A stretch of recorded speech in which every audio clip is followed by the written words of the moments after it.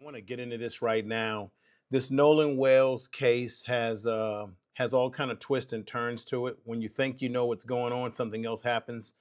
They've been giving us this narrative that he didn't want to get on the boat because he wanted to spend time and talk to a young lady, a girl. That girl now is denying that she hung out with him that long. I think her sister is speaking for her. That's problematic, okay? Now we know that they had a 911 call. The boat was sinking. There was all this issue about the boat. But then we're finding out one of his quote unquote friends, Wyatt, the boat that they were on was owned by his grandfather, who said in the audio, they don't need a tow.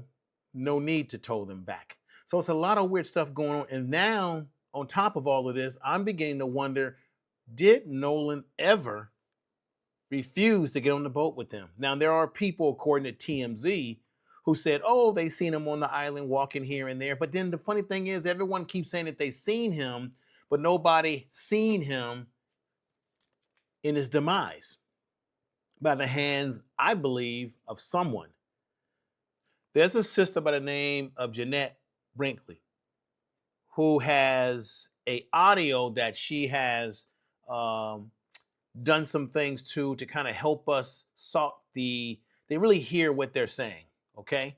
She is a professional audio engineer, and there's the 911 call, and she simply has removed the dispatcher to let you focus on the noise and the talking that goes on in the background. And in this audio, you could clearly hear someone saying, is he alive? Is he dead? Nolan, wake up. Now, those are some of the things, and I listened to the audio and just close my eyes and listen, and then don't read any captions, because this sister, what she did is she put together a whole breakdown, timestamp, as to some of the things that they were saying.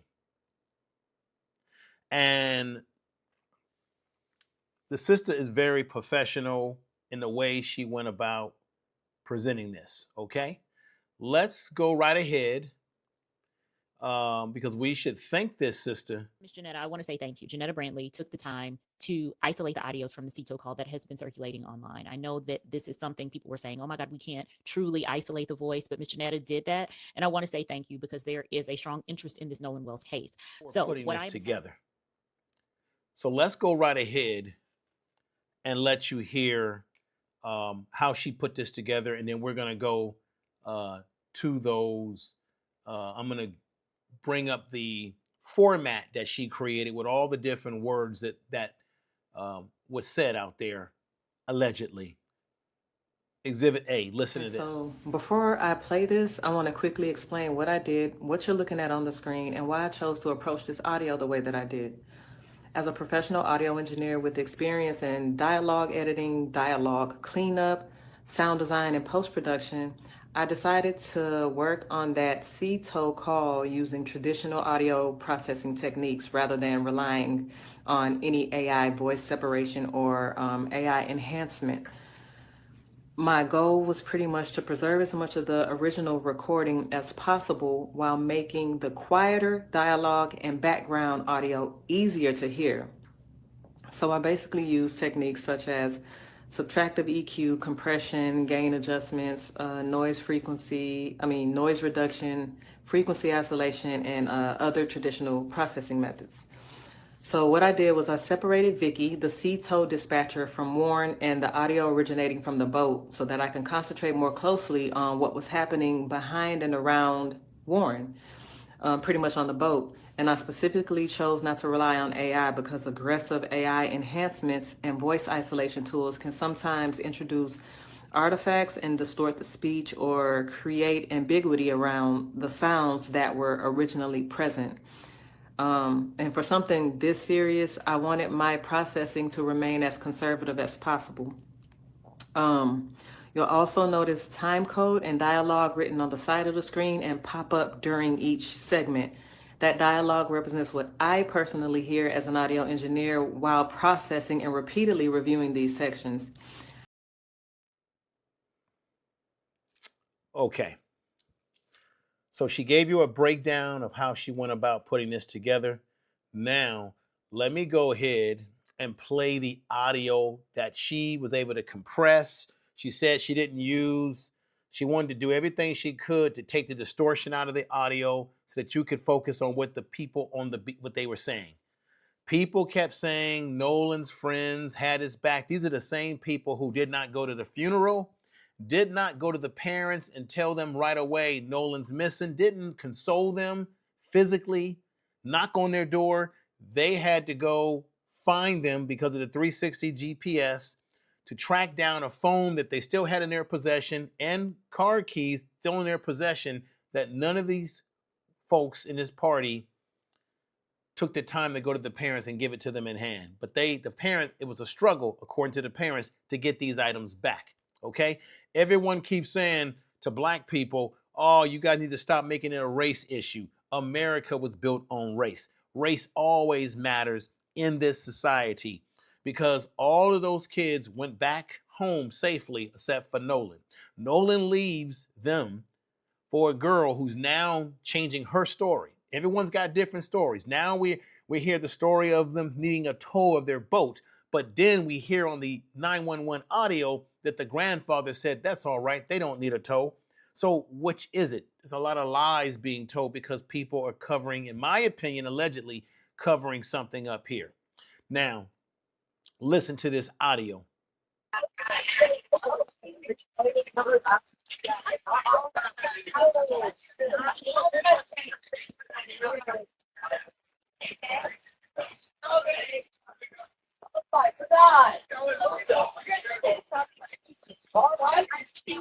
Hey, we're at the west tip of Horn, and our bilge pump stopped working. We're sinking. Can y'all please come? We have a membership.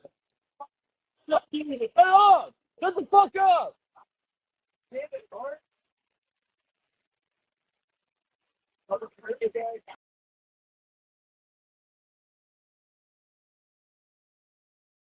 Okay. So you heard the audio. I just want you to think about just what do you think? What is your opinion? Is the audio genuine?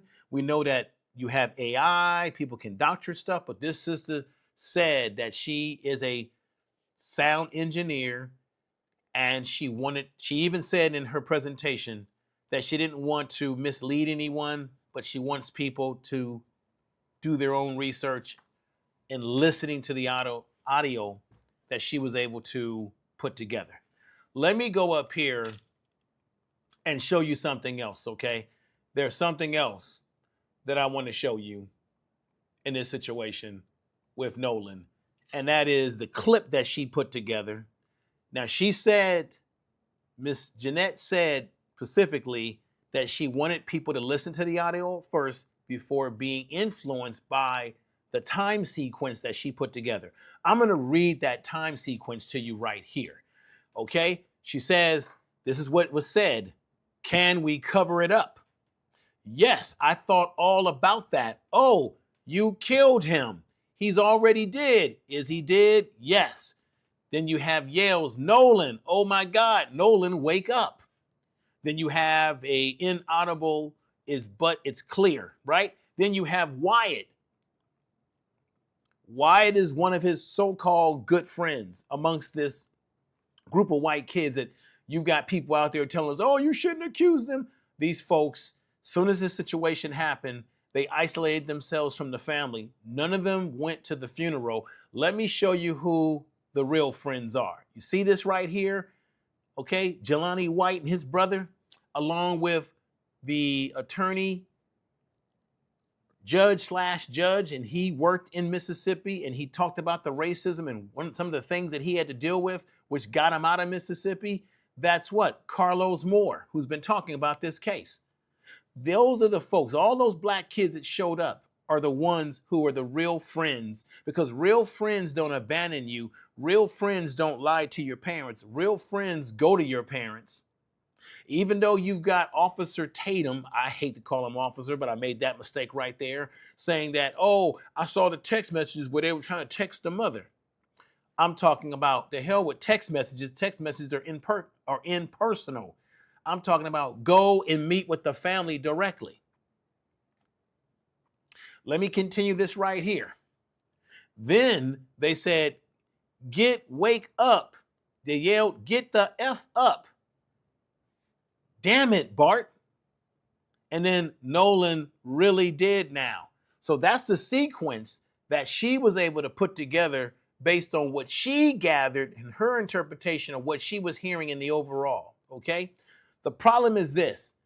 The media, the mainstream media, did not present the 911, all of the full. We're not getting everything in full. We're only getting bits and pieces of what possibly happened to Nolan when he was out there. Everybody and their mama keeps saying, well, they saw him here, they saw him there. But then when shit really happened, nobody saw anything. Everybody was gone out of town. The question is, because TMZ said there were people that saw him and that they were already gone on the boat. But the question is, and I'm thinking, if this is a cover-up, was Nolan Wells still on the boat in the first place? Was he ever really off the boat? If the audio transcripts are giving us an impression that something was already wrong with Nolan and they already knew it and they were panicking. So that's the question to everybody. That's the $1 million question, but we need a $1 billion answer to whether these are facts. So I want you all out there to make your own decision based on the audio that I've played for you. And I want to let you hear the audio from Wyatt, because what I want to do in showing you this, I want to go to clip 1. I want to go to clip 1 that I'm going to play. This is talking about the guy Wyatt who was on the boat. The boat that they happened to be on was owned by his grandfather. His grandfather squashed the idea of getting them a tow out of there for whatever reason. Okay? Another thing that was said in the 911 audio that I thought was very revealing is very simple. The 911 operator said, is everyone on the boat underage? Is there anybody of adult age? He said no, and they were drinking. They were drinking beer, what have you, and under maritime law, you cannot have anyone on your boat drinking underage. Even in the audio, the actual man that was operating the boat, he sounds slurred in his speech as if he had been liquored up. And you already have Nolan's so-called friend, Warren Hudson, who's been running his mouth to Tatum, saying that everybody was drinking, underage drinking.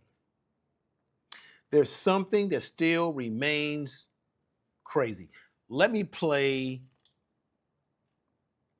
the clips. Check this clip out. Okay. Oh my God. Detail assistant, Vicky speaking. How can I help you? Hey, we're at the west tip of Horn, and our bilge pump stopped working. We're sinking. Can y'all please come? We have a membership. All right, of course. How far is the word coming up, sir? All right. So you see clip number 1. Now here comes clip number 2. As the call continued, there appeared to be other questionable moments in the background for listeners, as the boat driver, identified as Wyatt Pyron, continued to speak with the operator. Like at the end of the call, when you would hear the called sea tow captain express that he got a direct call from the grandfather Pyron, who would tell him that a tow was no longer needed. This for some would be the beginning of a cover-up to minimize witnesses. Hi, Captain Seth. This is Vicky from International. How you doing today? Doing good. How are you? Good, good. I apologize ahead of time. I really do. You're going to have a fee for service come up under Jerry. Okay. It sounds like a bunch of kids on board on Horn Island. He's letting me know that his father's a member, but he can't give me any information. And he's saying the boat is sinking. Um, and he's on Horn Island. It's just unfortunate. He's just a kid. There's a lot going on. So Right. he said there's about a lot of people on board. He says he thinks about 7. I'm guessing they're all under 18. Okay. And I'm not trying to be rude. He wants you guys to go out there and unpump the boat and then tow it in. Do you know what kind of boat it is? He said a Triton 24-footer, but that's all he can give me. Okay. All right. Yeah, I just actually got off the phone with his grandpa, who I'm guessing is the owner of the boat, and Is it he Jerry? said that yeah, Mhm. Jerry. Yeah, he said Okay. I just hung up with him. He said that they don't need any help right now, but if something changes, he'll call me back. So Oh, I'm right. guessing that they may have figured it out, because that's what he said. So they're in a panic and their boat won't crank. Yeah, Or, they're in a panic. Now I want to give you clip number 3, which reinforces what I said about the underage drinking, and there was no adults on the boat for supervision. Here we go. How many What's adults going on board? What's up? There are 0 adults on board. There's nobody on board the boat? No. Nobody right. here is over the age of 21. Sir, that was not the question.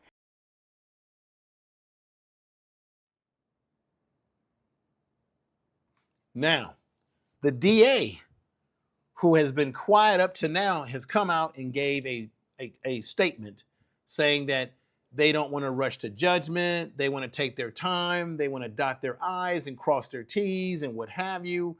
And I'm here to tell you, I don't really believe anything that this DA has to say, because according to Carlos Moore, who was a judge in Mississippi, born in Mississippi, and they took his license away from him because he was standing up for black people and fighting a good fight against the system there. But this is the thing. He said he had a run-in with her, and that there was a case that involved a black young man, and she didn't do a damn thing for him, because this still remains Mississippi. I don't care if it's 2026. You could change whatever year, it's still Mississippi. And this is why black people feel the way they feel about the race issue, okay? And the critics out there that say, oh, black people are making it about race, but you notice why haven't the media really made any criticism of these kids that Nolan was out there? Because while you've got the one guy who claimed that he was Nolan's good friend, the other guy, was that Trish was his name, Shepard? These individuals keep claiming that they was his friend, but didn't show up. Now they're talking about, oh, we were under death threat. Well, the mother got death threats put on her. See, nobody wants to talk about that. And the family has simply been asking for justice. They're simply asking for the truth. Unfortunately, the autopsy report was inconclusive to a certain degree, because the second autopsy specialist didn't have all the things he needed, such as the neck, lungs, certain important things to determine. And then they didn't send him any pictures of the body to be able to determine what did the body look like, what state it was in when they first arrived upon the body. The Cajun Navy has already admitted, excuse me, that the way they found his body, because when bodies sink, they will float back up and bloat up, that the way the body was found, in the position that it was found in, not in the back, because remember there was this tissue damage in the back of the head, but the way he was laying sort of on his stomach or sort of turned around, they said it was unusual, should I say unusual, in the way they found Nolan's body.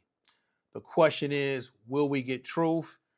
Where was Nolan when this whole thing happened? You got people claiming that they saw Nolan walking around past the time, according to TMZ. Now you've got this audio that's come out from a woman who's a professional, Mrs.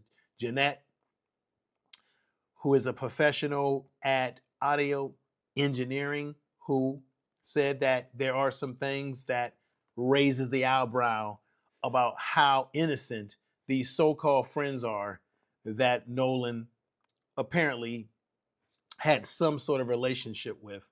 And the thing that's weird now is that the family's already come out and said that Wyatt Hudson, the one that's been running his mouth to Tatum, a buck dancer, that they said that they don't know nothing about Hudson. He's never been to their house. If you are a best friend, most of the time, best friends know the parents know the best friend. You've been to the house for dinner, you've hung out, what have you. Why is it that all these so-called friends haven't been 1 foot in Nolan's house or around his parents? That's the impression that it gives.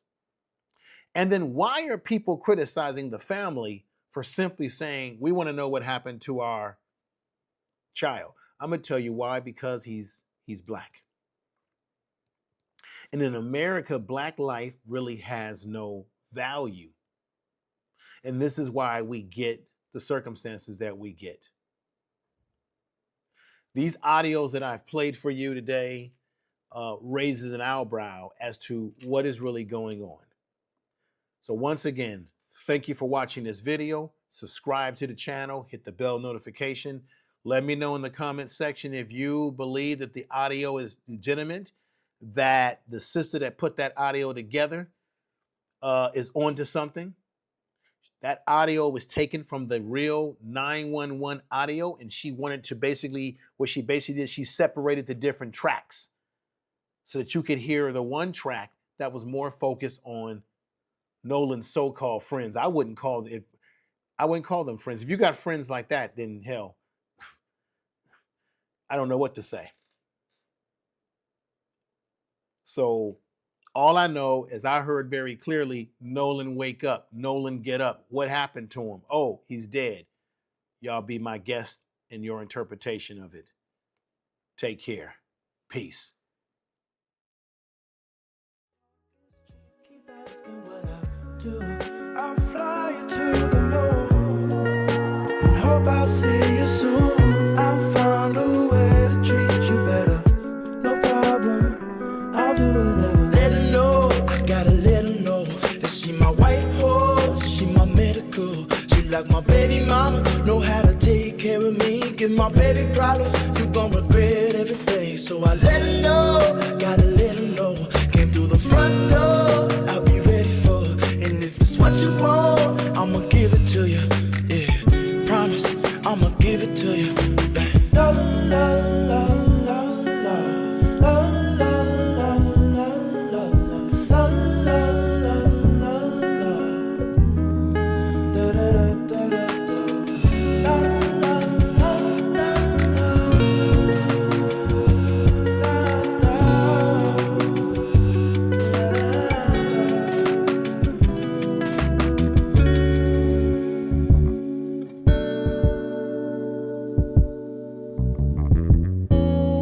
Know what happened to Nolan, but we are not taking time for time's sake. We are taking the time required to complete the work this investigation demands. Since Nolan was reported missing, local, state, and federal law enforcement agencies have worked around the clock investigating what happened to him. Every piece of evidence must be examined. Every credible lead must be followed to its conclusion. Every witness interview must be analyzed in context of all other evidence. So I let her know, gotta let her know.